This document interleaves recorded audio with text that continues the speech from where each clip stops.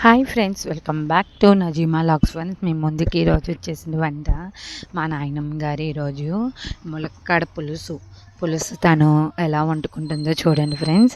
అస్సలు భలే నాకు ఇది ఒక్కటి మాత్రం మా నాయనమ్మ దగ్గర నుంచి వచ్చినట్లుంది ఫ్రెండ్స్. నేను కూడా అంతే, ఇలాగే కోసుకొని దగ్గర పెట్టుకుంటేనే నాకు పని అయింది.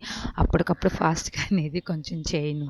నేను మా అమ్మ దగ్గర నాయనమ్మ దగ్గర వీళ్ళిద్దరి దగ్గరే నేర్చుకున్న తాలింపు ఫ్రెండ్స్. ముందు వెల్లుల్లిపాయలు జస్ట్ కరివేపాకే తాలింపు వేశారు ఫ్రెండ్స్. ఆ తాలింపు అయ్యాక ఉల్లిపాయ ముక్కలు చక్కగా ఎర్రగా ఫ్రై చేసుకున్నాక నేనైతే యాక్చువల్గా చెప్పాలంటే ఉల్లిపాయ ముక్కలు వేసినప్పుడే తొందరగా మగ్గుతాయని ములక్కాయలు వేసేస్తాను. అలా కాదు, ఉల్లిపాయలు ఎర్రగా వేగినాకే ములక్కాయ ముక్కలు వేసుకుంది ఫ్రెండ్స్. అసలు చూడండి ఓపిక్గా చేసుకుంటుంది ఫ్రెండ్స్. అసలు ఈరోజు కొంచెం నాయనమ్మకి కొంచెం షుగరు ఈ ఏజ్కి వచ్చాక, ఎవరికన్నా ఇప్పుడు చిన్న ఏజ్ నుంచి షుగర్స్ ఉంటున్నాయి ఫ్రెండ్స్. మా నాయనమ్మకి ఈ ఏజ్కి వచ్చాక షుగర్ కొంచెం స్టార్ట్ అయింది. ఈరోజు కొంచెం డల్గా ఉండి గ్యాస్ పొయ్యి మీద చేసుకుంటాను ఫ్రెండ్స్. అది కాక గ్యాస్ మీద చేసుకుంటే కూడా తన గ్యాస్ ఎలా యూజ్ చేస్తుంది అనేది కూడా మీరు చూస్తారు కదా, అందుకని నేను ఈ వీడియో కూడా అప్లోడ్ చేశాను ఫ్రెండ్స్.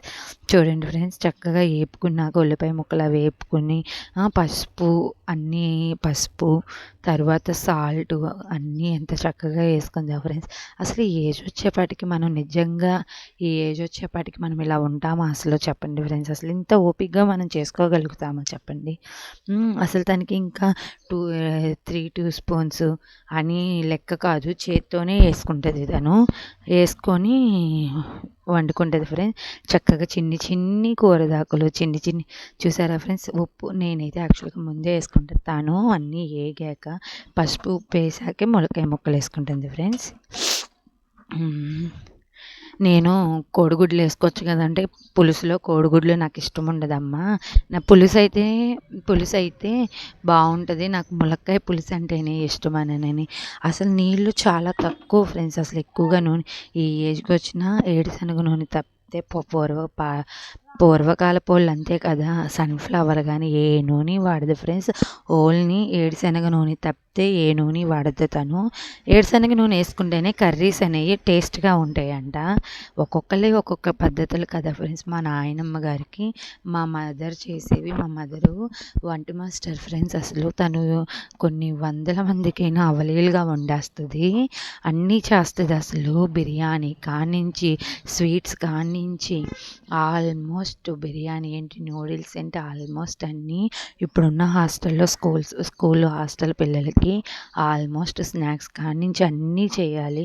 అన్నీ అవలీలుగా చేసి పక్కన పెట్టేస్తుంది. అంతంత వంటలు చేసే మా మదర్ వంటలు మా నాయనమ్మకి నచ్చవు ఫ్రెండ్స్, అస్సలు నచ్చవు. ఎవరి టేస్ట్లు వాళ్ళే కదా మా నాయనమ్మ టేస్ట్లు. అంతమంది అన్ని వేల మంది పిల్లలకి, అన్ని వందల మంది పిల్లలకైతే మా అమ్మ చేసే వంటలు అంత బాగా నచ్చుతాయి, కానీ మా నాయనమ్మకు మాత్రం నచ్చవు ఫ్రెండ్స్. తను వంట తను చేసుకుంటేనే తనకి నచ్చిద్దంట. తను వంట తనే చేసుకుంటుంది. అసలు కొంచెమైనా కూడాను తను వంట తను చేసుకొని తింటేనే తనకి తృప్తిగా ఉంటుందంట. చూడండి ఫ్రెండ్స్, ఎంత చక్కగా ఎంత బాగా ఉడికిపోయింది. అదే చెప్తుంది, నాకు ఎందుకోనమ్మా ఫస్ట్ నుంచి నేను చేసుకుంటేనే నాకు నచ్చిద్ది అని. కూర వండటమే చూడండి ఫ్రెండ్స్, పొయ్యి ఎంత చక్కగా క్లీన్ చేసుకుంటుందో.